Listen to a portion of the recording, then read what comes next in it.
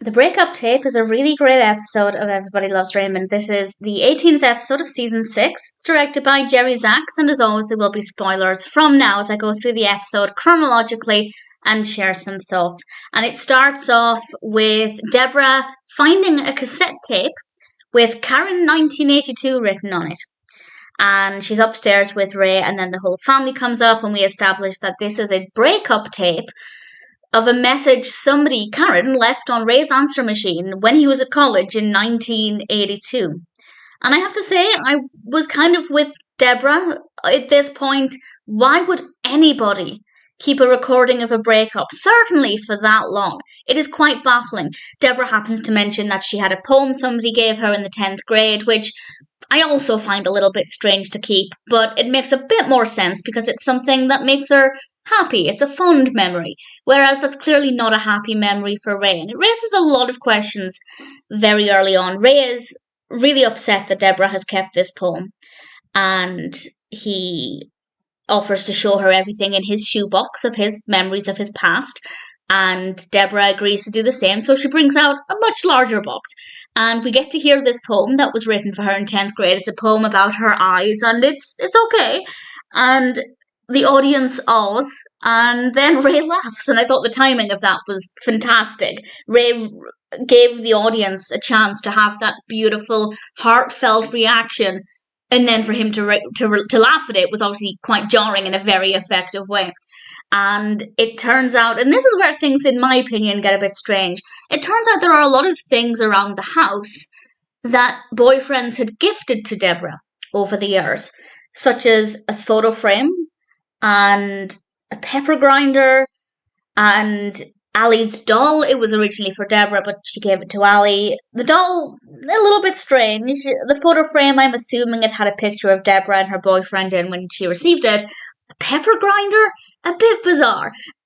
Do I have an issue with her keeping these things? Well, no, not really. I feel like as long as she has no emotional attachment to them because of the person she received them from, I think it's absolutely fine. Why get rid of something that's practical? Should she have told Ray where they came from? Again, not necessarily. If they literally meant nothing to her, if she can use that pepper grinder without even thinking of the person who gave it to her, I don't think that it's a problem. Obviously, if Ray asks about it, fair enough. But in my opinion, I don't think Debra was keeping anything important from Ray, but Ray is outraged that all of these things in his house are from past relationships and they were gifts from previous partners, and he's not very happy about that.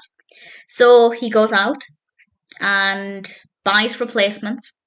And it's a great scene. It's a little unhinged, but it's a great scene where he comes back with a much better pepper grinder and all of these different things to replace the gifts that Debra had received over the years. And I'm kind of in two minds with how I feel about this.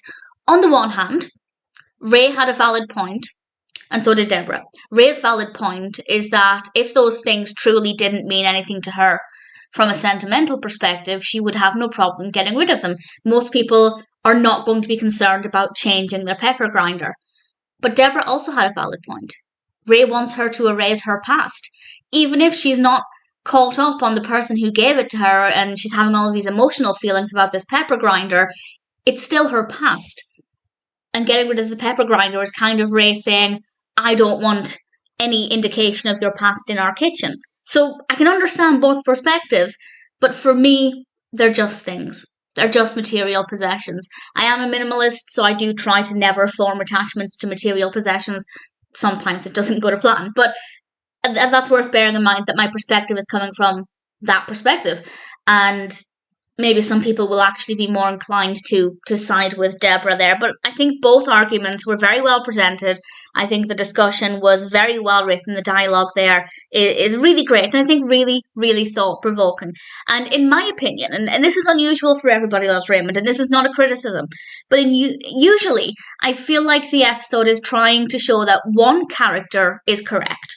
And often they go with Debra, even though I often feel Debra is not correct. It's depending on the episode. But generally speaking, they seem to indicate that Debra is in the right.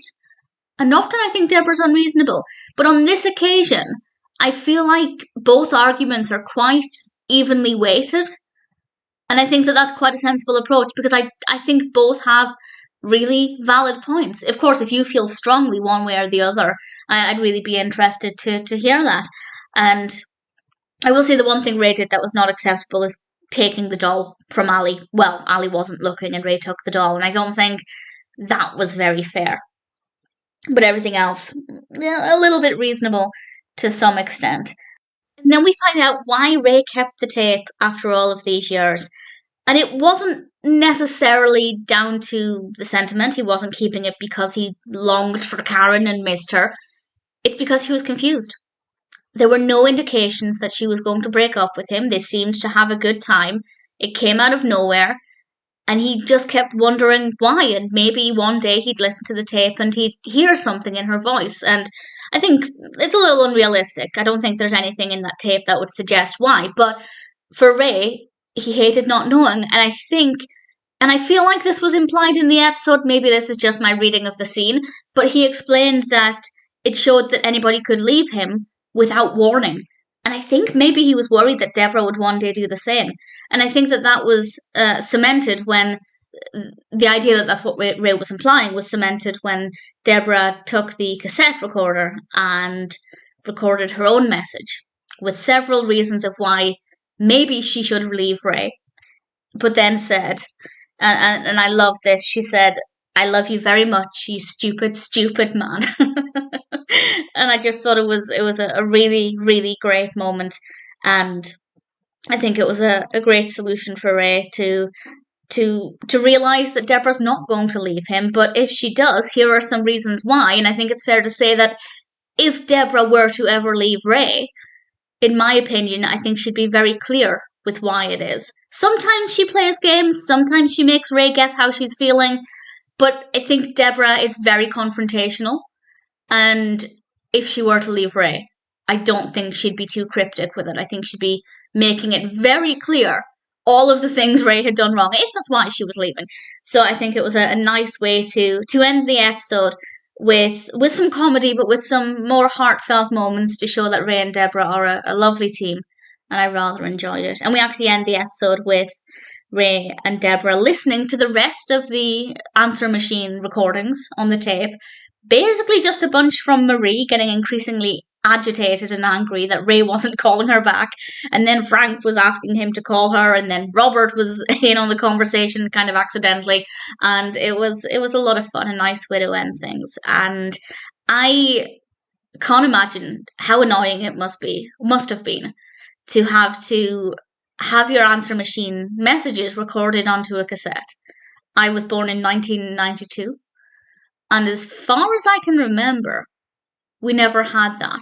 By which I mean, I don't think we had an answer machine for a long time. It's not that we had fancy technology as early as 1992. I don't think we had I could be wrong. I can't really remember. But either way, I've never had an answer machine with a cassette tape. And it seems like a lot of hassle.